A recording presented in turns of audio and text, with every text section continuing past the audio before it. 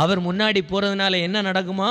அதே வசனம் சொல்லு, அவர் பட்சிக்கிற அக்கினியை போல உங்களுக்கு முன்பாக எழும்பி நின்று பயமுறுத்தி கொண்டிருக்கிற, உங்களை கலங்கடித்து கொண்டிருக்கிற, சோர்வடைய பண்ணி கொண்டிருக்கிற, பலவீனப்பட வைத்து கொண்டிருக்கிற, அநேக நேரத்தில் கவலைப்பட வைத்து கொண்டிருக்கிற சகலவற்றையும் ஆண்டவர் அழிக்க போகிறார். கைகளை தட்டி ஆண்டவருக்கு நன்றி சொல்லுங்களேன். கைகளை தட்டி ஆண்டவருக்கு நன்றி சொல்லுங்களேன். கைகளை தட்டி ஆண்டவருக்கு நன்றி சொல்லுங்களேன்.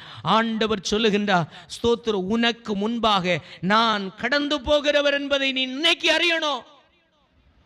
இப்படி அறியும்போ பட்சிக்கிற அக்னியை போல இறங்கி உன் முன்பு இருக்கிற சகலத்தையும்